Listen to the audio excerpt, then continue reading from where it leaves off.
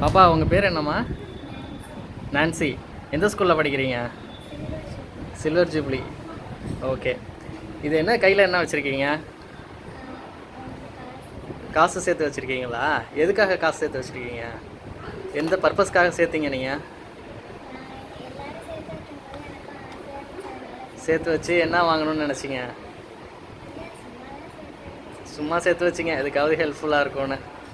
இப்போ இவ்வளோ நாள் எவ்வளோ வருஷமாக இதை சேர்த்து வச்சுருப்பீங்க? ரொம்ப நிறைய நாள் இருக்கும். இப்போ இந்த காசை வந்து யாருக்காக கொடுக்குறீங்க? கஷ்டப்படுறவங்களுக்காக. ஃப்ளட்டில் நிறைய பேர் கஷ்டப்படுறாங்க, எல்லாம் டிவியில் பார்த்தீங்களா?